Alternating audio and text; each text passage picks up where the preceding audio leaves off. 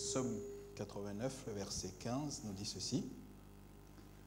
La justice et l'équité sont la base de ton trône. La bonté et la fidélité sont devant sa face. C'est en parlant du trône de Dieu que ce texte est utilisé. Justice et équité sont à la base de bonté et fidélité. Pour ma part, la façon dont j'ai compris le Seigneur, c'est qu'il est un être équilibré. Il n'y a pas de dichotomie, il n'y a pas de tension entre la bonté de Dieu et la justice de Dieu. Tout va de pair. S'il n'y avait pas de justice, on n'aurait pas besoin de sa bonté. Et s'il n'y a pas de bonté dans la part de Dieu, nous serions tous perdus, parce que nous sommes tous pécheurs. Justice et équité sont à la base de son trône, bonté et fidélité. L'un renvoie à l'autre. Mes amis, à quel moment parlons-nous? Je prends un exemple. Si vous et moi, nous sommes transgresseurs du code de la route, et que nous nous faisions arrêter par un policier, un gendarme, et que ce gendarme, finalement, écoutez, cette fois-ci, je ne vais pas vous verbaliser. Ce gendarme, vous êtes d'accord avec moi, a usé de bonté à votre égard. Nous sommes d'accord? D'accord. Maintenant, supposez qu'il n'y ait pas de code de la route, et que ce même gendarme m'arrête et me dit « J'aimerais faire preuve de bonté à votre égard. » Mais je n'ai pas besoin de sa bonté. À quel moment j'ai transgressé la loi? Vous me suivez? S'il n'y a pas de loi, il n'y a pas besoin de bonté. Et c'est la même chose par rapport à ce que nous sommes amenés à comprendre par rapport à Dieu. Si la loi de Dieu n'existe pas, nous n'avons pas besoin de sa bonté. Nous n'avons pas besoin de sa miséricorde parce que nous n'aurions transgressé aucune règle. Me suivez-vous? Oui ou non? Oui. D'accord. Et c'est pour cela que je crois que nous sommes emmenés à toujours faire en sorte que je ne peux parler de bonté que si j'élève et que je montre à tout un chacun la gravité de la transgression qui a été la nôtre lorsque nous avons péché contre Dieu. Pourquoi je parle de cela? Lorsque on présente, en parlant du hier, et je vais vous emmener à lire un autre texte. Et d'ailleurs, c'est curieux que ça ait été lu déjà. Ézéchiel chapitre 3. Ézéchiel chapitre 3.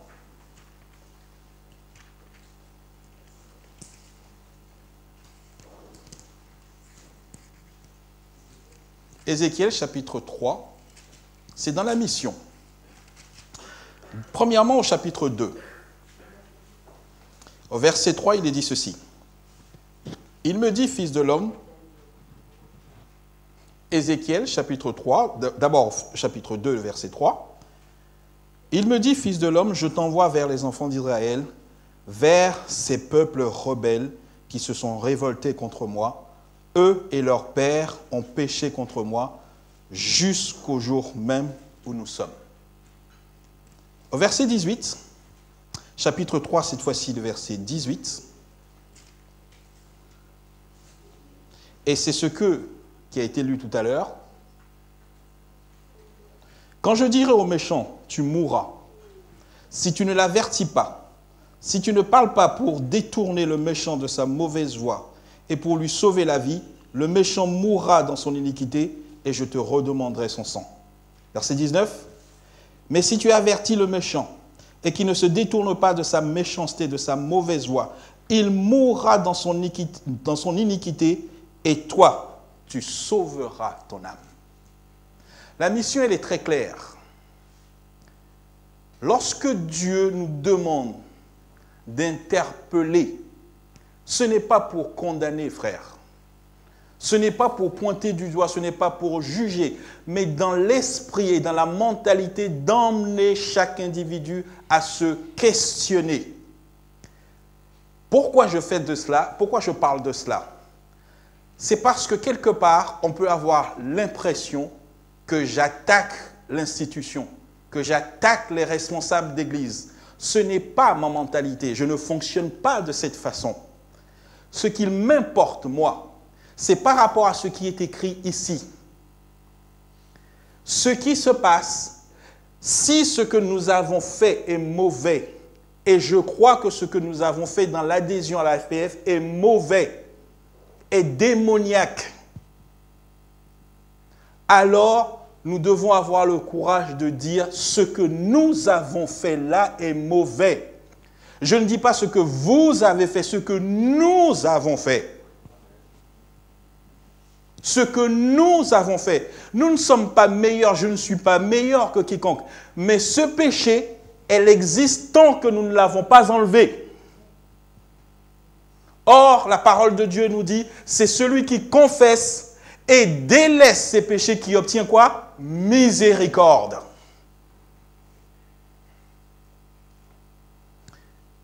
Si l'objectif consiste à dire, il ne faut jamais rien dire lorsqu'il s'agit des responsables, alors nous ne sommes plus dans l'évangile, mes amis.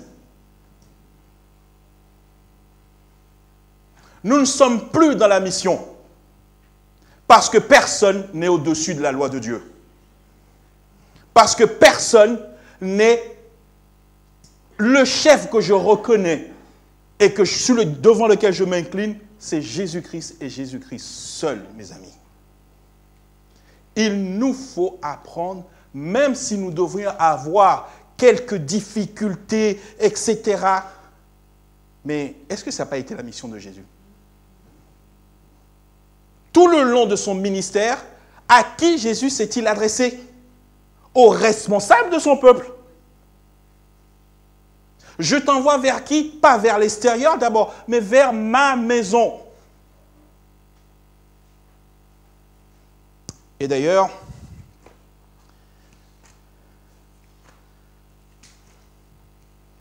Apocalypse chapitre 1er.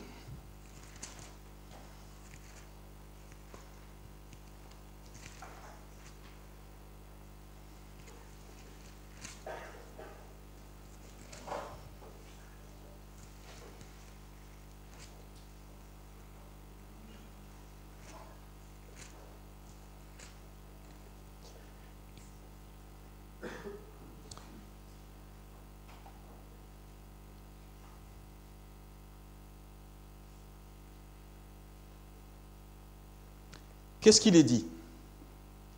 Nous connaissons les 7 lettres qui ont été adressées aux 7 églises. Mais à qui la lettre a été adressée? Écrit à l'ange de l'église de Éphèse, écrit à l'ange de l'église de Smyrne, écrit à l'ange de l'église de Pergame, Thyatire, Sardes, Philadelphie et Laodicée. Est-ce que nous avons remarqué que la lettre, l'intitulé de la lettre, c'est écrit à l'ange de. Or, les anges représentent les responsables. J'espère que nous savons cela. D'accord. L'ange représente les responsables.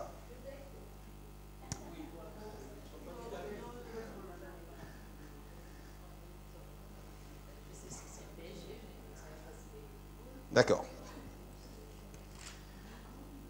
Écrit à l'ange de l'église de, écrit à l'ange de l'église de, écrit à l'ange de l'église de, à chaque fois, l'intitulé de ce texte va nous demander, adresse-toi à ceux qui ont la responsabilité. Mes amis, tous les prophètes de la Bible, Akab, pardon, je ne parle pas d'Akab, Élie. Élie a d'abord été envoyé vers qui? Vers qui? Vers le roi. D'abord à ceux qui ont la responsabilité. C'est cette introduction que je voudrais faire pour que nous puissions comprendre qu'en réalité, dire quelque chose, ce n'est pas dire quelque chose pour détruire quelqu'un. Je ne sais pas si je me fais comprendre. C'est simplement présenter et suivre la méthode que je vois écrite dans les Saintes Écritures.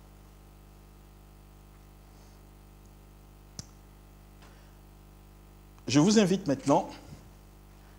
Est-ce que je peux changer de... non, c'est parfait. Pour la suite, je ne sais pas si vous connaissez ce livre, Les deux Babylones. Vous avez tous entendu parler de ce livre déjà? Certains, d'accord, ok. Les deux Babylones ont été écrits par un auteur, Alexandre Hysope. Est-ce qu'on peut... Télécommande, pardon.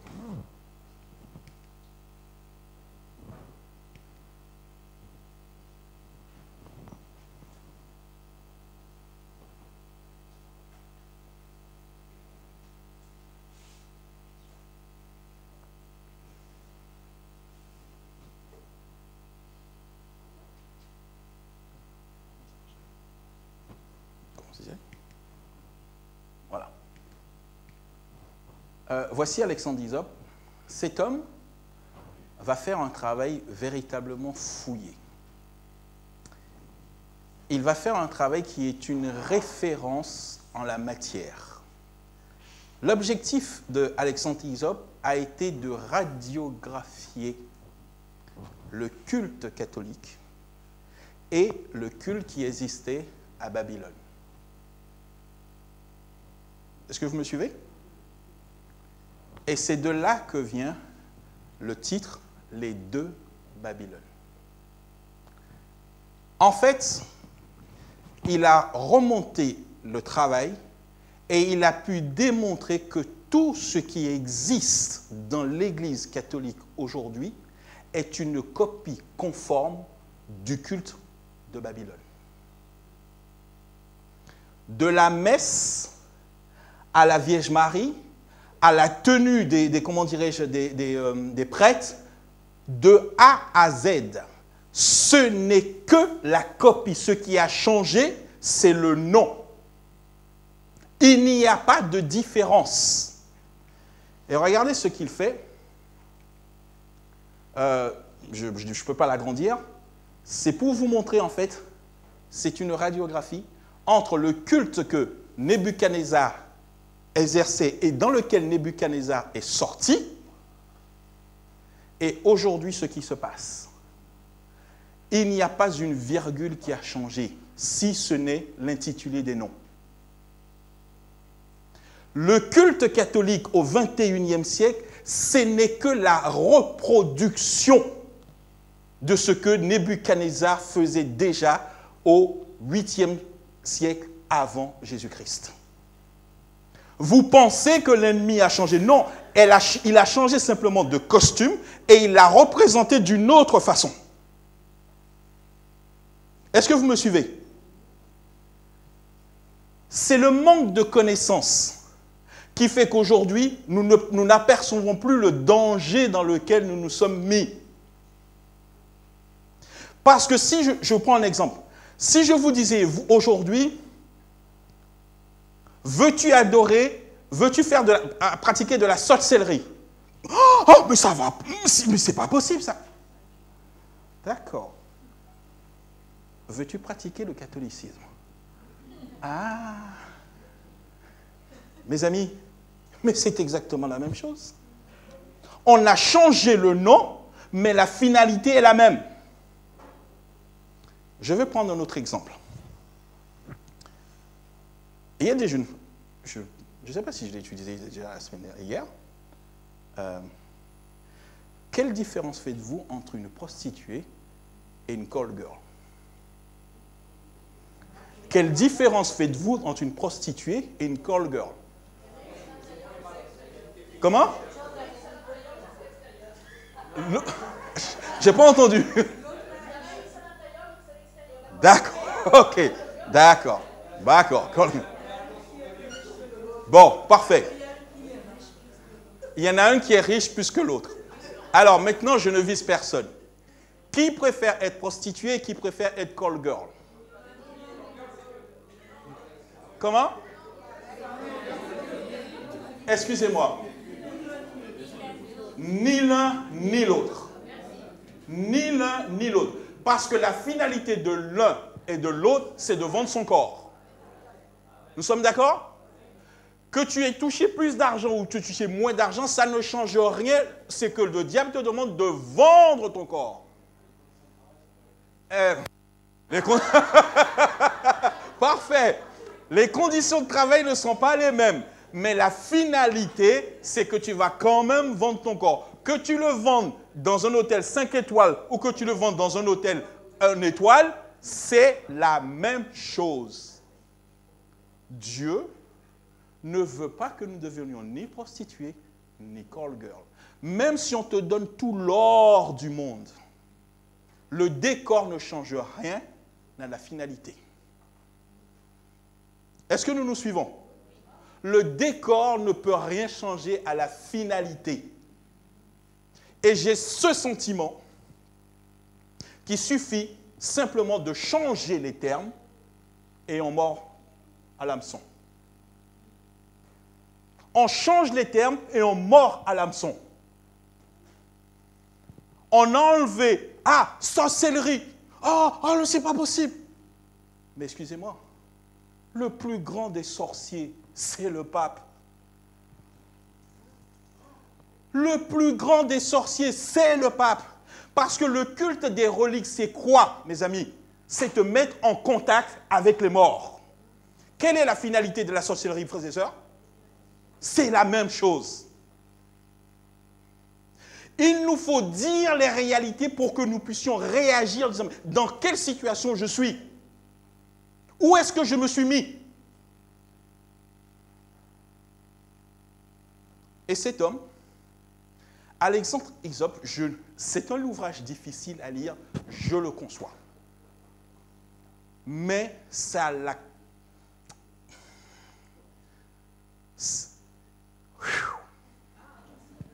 D'accord, ok, je comprends. Pourquoi aujourd'hui, simplement, nous nous contentons tout simplement des petites formules? Des petits machins, etc. Non, mes amis, prostituée, call girl, c'est pour la même chose. Tu peux me donner tout l'or du monde? Non, je ne veux pas. Et il y a peut-être même une différence. La call girl peut éventuellement vendre son corps. La call girl peut éventuellement mettre son corps. Mais quel enfant de Dieu peut accepter cette formule? Éventuellement, vous allez sortir de chez vous, parce que vous êtes enfant de Dieu, pour aller dans un rendez-vous, mais ce rendez-vous peut déboucher au fait que tu couches avec ce client. Mes amis, vous avez péché déjà. Mais vous avez déjà péché. Parce que le péché, ce n'est pas quand tu vas coucher avec. C'est que déjà dans ta mentalité, tu sors de chez toi et tu te dis peut-être que ça va déboucher à ça, mais tu es déjà dans le péché. C'est exactement la même chose avec l'écuménisme, frères et sœurs. C'est exactement la même logique, la même mentalité qu'il y a dans ça.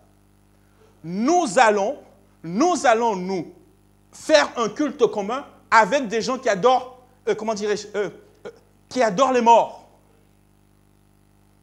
Ah oui, mais je ne suis pas d'accord. Mais qu'est-ce que si tu n'es pas d'accord, qu'est-ce que tu fais là? Si tu n'es pas d'accord, qu'est-ce que tu fais là? L'élément que je cherche à démontrer, c'est que notre Église n'a jamais rien eu à voir dans cette affaire-là. Et que ça, c'est vraiment une abomination devant Dieu. Même si tu dis que je ne suis pas d'accord, ta présence te condamne.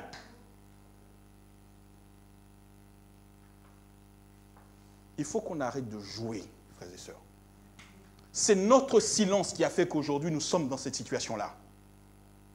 C'est notre apathie qui a fait que nous sommes dans cette situation. Et si aujourd'hui nous nous adressons à nos responsables, c'est de nous dire, ayez du zèle, sortez de là.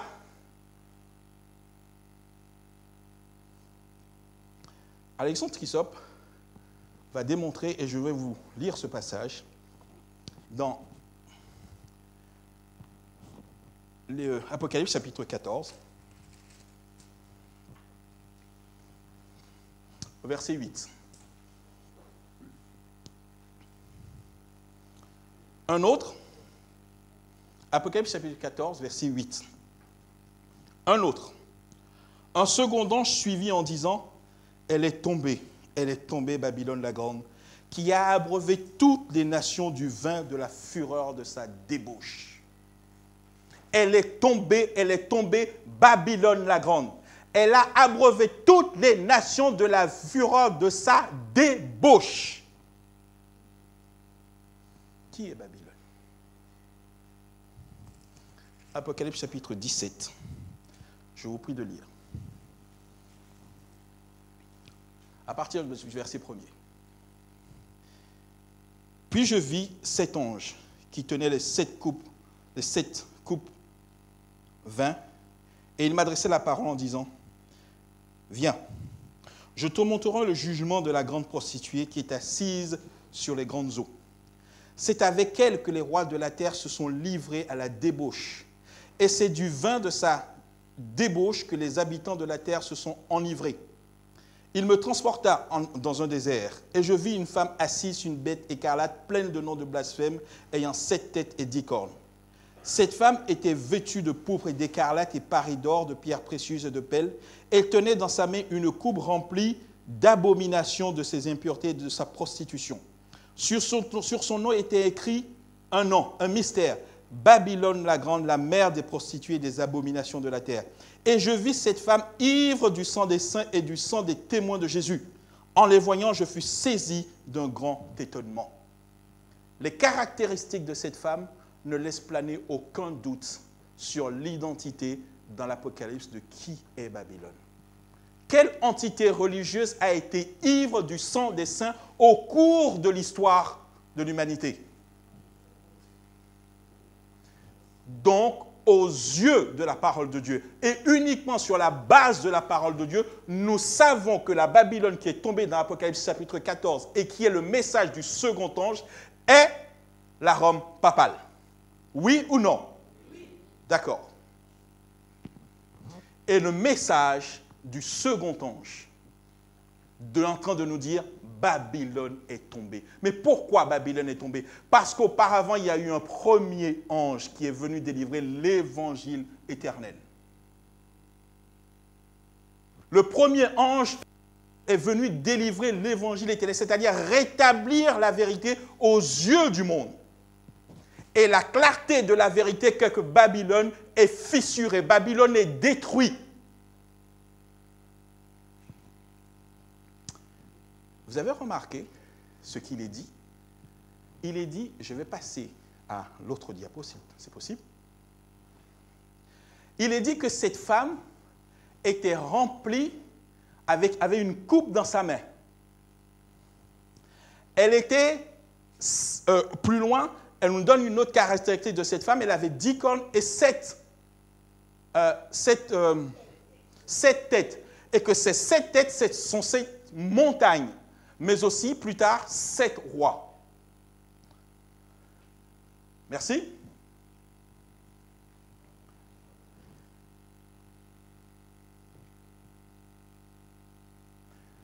Les symboles prophétiques prennent des aspects plus beaux et plus audacieux. C'est surtout le cas pour le langage des prophéties qui forment la base et la pierre angulaire de notre travail.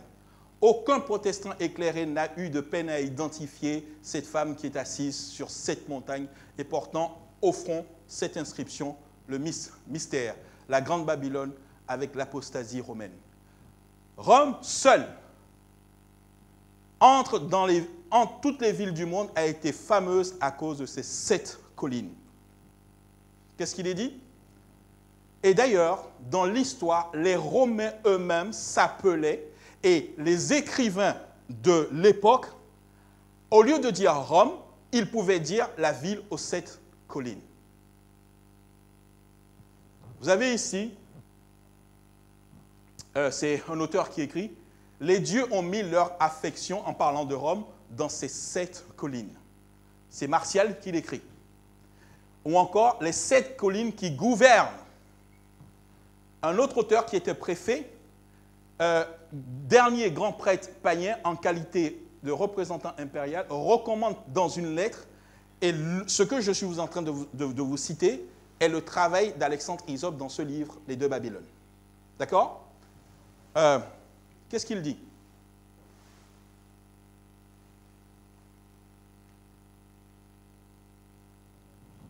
De septum montimus varius. Je ne suis pas latin, désolé. Un habitant des 7 collines voulait simplement dire habitant romain. C'est quelque chose qui est connu. Les habitants de Rome se reconnaissaient être les habitants des 7 collines. Est-ce que nous nous suivons? Et voici le nom des 7 collines, c'est un détail, qui sont sur la ville de Rome. On n'a aucun intérêt à les retenir, mais que le texte, la Bible ne peut pas être aussi précis que cela pour que nous puissions avoir des doutes, mes amis. Dieu désigne Babylone comme étant les 7 collines. Or, les habitants de Rome se reconnaissant être les habitants des 7 collines. Est-ce que c'est nous qui le disons ou est-ce que c'est eux qui le disent? Ce n'est pas nous qui interprétons. Nous n'interprétons rien dans cette affaire-là. Nous identifions simplement ce que Dieu te demande, c'est identifie. Si Dieu a pris la peine de te dire, voici ce qu'il en est. Si les habitants de ces villes disent, c'est nous. Le doute peut-il être permis, mes amis? À moins de vouloir nier la vérité. Babylone, non, ce n'est pas les autres. Babylone, c'est Rome. Rome va influencer les autres parce qu'elle est dit qu'elle est la mère des impudiques. On est mère quand on a fait d'autres enfants. Nous sommes d'accord? Merci. Mais la mère, c'est la mère. La fille, ce sont les filles.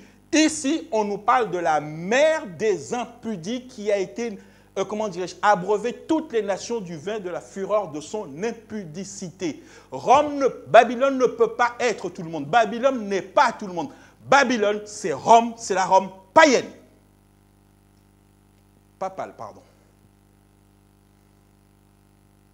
Il faut que nous soyons précis. Si Dieu est précis, nous devons être précis. Et mes amis, il nous est dit, au verset 4, c'est ce que j'ai dit là,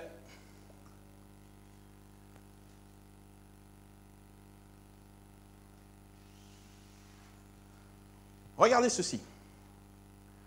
Cette image, vous n'avez pas le commentaire, moi je l'ai ici, c'est la façon dont les Babyloniens se représentaient déjà à l'époque babylonienne de la Babylone antique.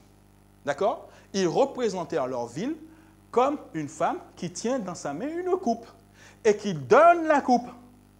Donc c'est le symbole de Babylone antique. Est-ce que vous me suivez ou pas? Est-ce que j'ai perdu quelqu'un? Ok.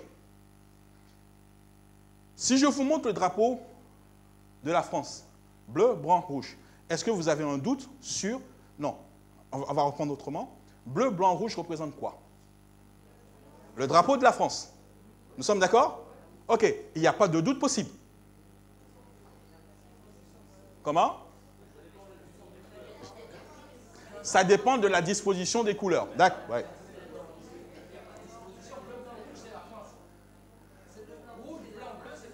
Dans la... Comment dire? Oui, je comprends, parfait. Non, je veux qu'on soit tous, comment dirais-je? C'est quelque chose, quand vous voyez bleu, blanc, rouge, c'est presque l'équivalent de dire « je suis bleu, blanc, rouge ». Ça veut dire quoi, la plupart du temps? On a toujours « je suis français ». Ça veut dire que chaque pays a un symbole qui le représente. Oui ou non? Le coq, quand vous voyez le coq, ça veut dire quoi? Ce n'est pas les États-Unis qu'on désigne. C'est la France que l'on désigne. Eh bien, Babylone antique, voici comment elle se désignait. Quand on voyait ce symbole, on savait, ce sont les Babyloniens eux-mêmes qui donnent cela. Ce n'est pas les autres qui ont été le leur donner. On se suit maintenant? D'accord. Ça, représente la Babylone antique. D'accord? Ok. Je passe. Regardez. Lorsque le pape Léon XII veut se représenter, il reprend exactement le même symbole. Une femme qui tend la main et avec une coupe et qui tend la main. Si vous n'avez pas compris, s'il y a parmi nous, est-ce que vous me suivez ou pas? Non? La Babylone antique se représentait avec une femme qui tend une coupe. D'accord? Ça, c'est la Babylone antique. Lorsque ce pape, Léon V, XII, peu importe, etc., a voulu se représenter, il a fait un médaillon. Sur la face, vous voyez la photo du pape, et sur l'autre côté, vous voyez qu'il prend l'image de la femme qui tend la coupe. C'est-à-dire qu'ils ont pris la représentation de la Babylone antique. Est-ce qu'on se suit maintenant? On ne peut pas être plus clair que cela. Rome sait et Rome se revendique de n'est que la propagation du culte païen babylonien. Est-ce que vous me suivez? Pourquoi? Si nous avons une hésitation dans notre positionnement, eux, ils n'ont jamais eu. Ils ne l'ont jamais eu. Ils ne sont pas dans l'ignorance dans ce qu'ils sont. Ils se revendiquent de ce qu'ils sont. Ils ne sont pas dans l'ignorance par rapport à cela. Vous ne pouvez pas prendre une image comme cela. Voilà, je tends la coupe et je donne aux nations. Buvez de cela.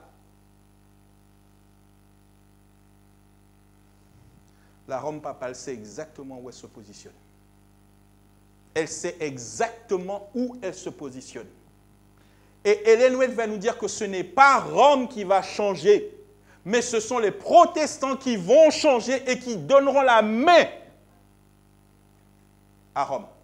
Parce que Rome ne change pas. Parce que Rome est une prostituée qui est fière d'être prostituée, qui se réclame de la prostitution. Rome est celle qui évangélise pour la prostitution. La finalité, elle est déjà très claire. Merci.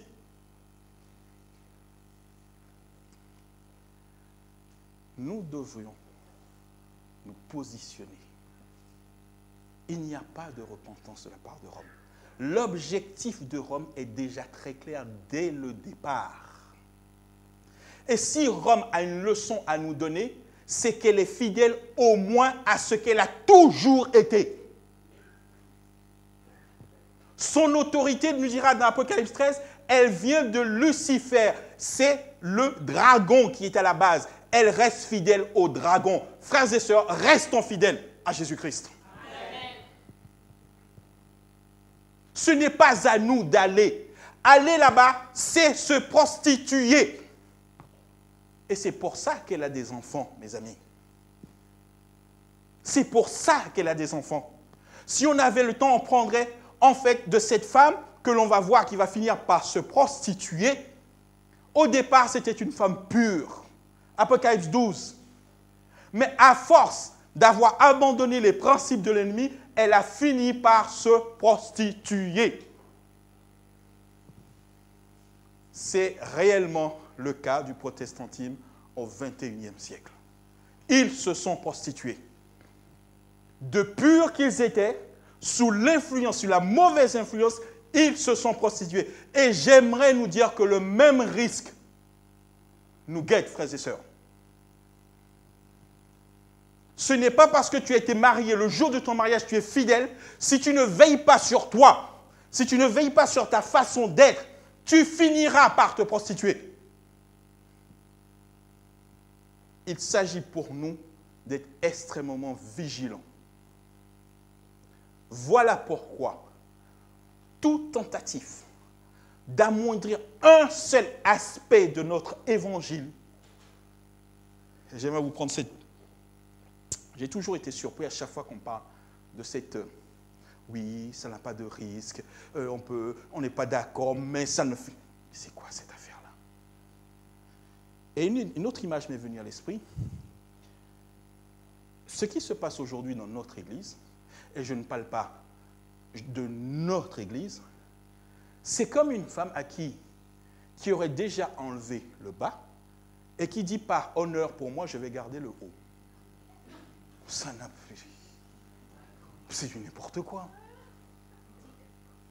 C'est ça la pudicité? Tu as déjà enlevé le bas, mais par honneur pour toi, tu veux garder le haut?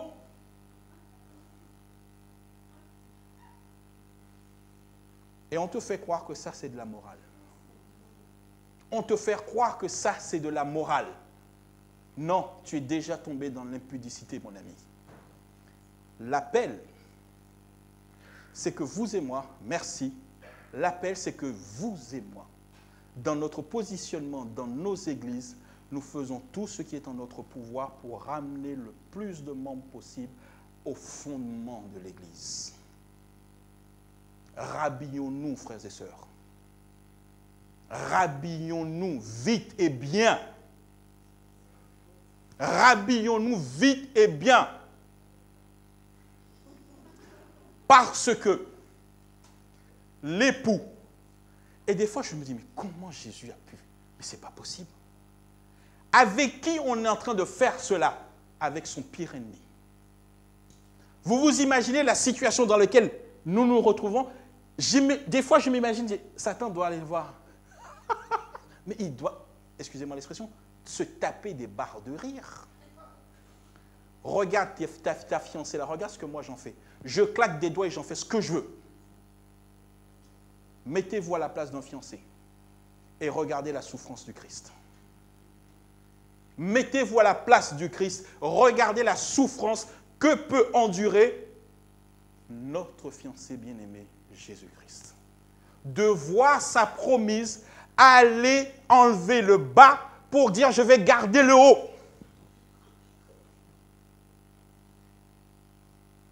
Fiancé, rhabille-toi. Et le message que j'adresse, je l'adresse à chacun d'entre nous, je l'adresse à nos responsables. Rhabillons-nous. Je crois qu'il n'est pas encore trop tard. Et que le Christ est toujours capable encore de pardonner. Parce qu'il est... Qui d'entre nous serait capable de supporter un truc de ce genre? Lui a supporté et supporte encore et va continuer à nous crier. Rhabillez-vous. Jusqu'au jour où la porte de la grâce sera fermée. Chers amis, frères et sœurs, nous sommes dans une situation des plus critiques. Et l'objectif, c'est que nous comprenions la gravité de notre situation, que nous nous repentions et que nous remettions de l'ordre dans la vie personnelle de chacun, mais aussi dans l'Église de Jésus-Christ. Le positionnement qui doit être le nôtre aujourd'hui, quelle que soit la personne qui est en face de moi, pasteur, président, quelle que soit la personne, nous avons péché contre l'Éternel. Et vous, en tant que responsable, vous avez une responsabilité. Ce n'est pas moi, en tant qu'individu, qui a été signé cette affaire-là, c'est l'Union franco-belge qui l'a signée. Et donc, je m'adresse à eux en priorité. Rhabillez-vous, sortez de là.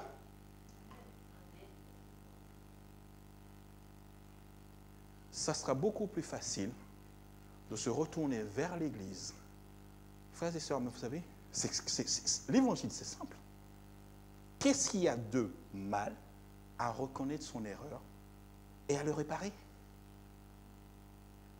Mais Laodicée périra parce qu'elle refuse de se repentir. Que ce ne soit le cas d'aucun d'entre nous. Christ nous attend. Mettons-nous en ordre de marche pour annoncer l'Évangile. Je fais taire cette dernière partie sur le message du troisième ange, parce qu'elle annonce un événement. Si quelqu'un adore la bête et son image, il boira lui aussi du vin de la fureur de Dieu versé sans mélange dans la coupe de sa colère. Nous avons identifié, si on avait le temps de dire, qui est Babylone, qui est la bête et qui est l'image de la bête. Il y a des millions d'hommes et de femmes qui sont aujourd'hui adorent la bête, qui adorent l'image de la bête, c'est-à-dire le catholicisme et le protestantisme. Et Dieu leur dit, si vous restez dans ça, vous allez boire la coupe de ma colère. Et vous allez nous asseoir. Mais comment est-ce que tu peux être sauvé si tu refuses d'annoncer aux personnes le message de Dieu? Vous voyez, je quitte ici et vous avez vu qu'il y a un tigre qui m'attend là, au bout de la forêt. Vous l'avez vu. Moi, j'avance. Bonjour, un tigre. Merci, un tigre affamé. Comment vas-tu? Bonne journée. Et je continue. Ça va très bien, etc. Et pourtant, vous avez vu le tigre affamé qui était là. Et tout ce que vous avez fait, c'est de me dire bonjour, comment vas-tu? Bonne journée. C'est de l'assassinat, mes amis. C'est de l'assassinat, c'est un crime. Parce que vous avez vu le danger et tout ce que tu t'es permis de faire pour ton confort, c'est de dire, mais ça, il va se débrouiller. Si je meurs, Dieu te redemandera mon sang. Parce que tu ne m'as pas averti. Hé, mon frère, tu vois là, il y a un tigre affamé, je te conseille, fais demi-tour. Fais demi-tour. Alors la personne va se dire, mais ce n'est pas grave, j'y vais. Dans ce cas-là, c'est toi qui prends. Parce que toi, tu auras au moins fait ton travail. Par contre, si, je ne l'avais pas vu, merci, et je cours vers la direction, merci, tu m'as sauvé. L'évangile, le message d'avertissement du troisième ange, c'est de dire aux enfants de Dieu qui sont dans le catholicisme, dans le protestantisme, sortez de là. Parce que ces cultes sont des cultes démoniaques. Sortez de là. Que Dieu nous aide à remplir réellement nos missions, quoi qu'il en coûte. Parce que la fidélité à Dieu est au-dessus de tout. Amen.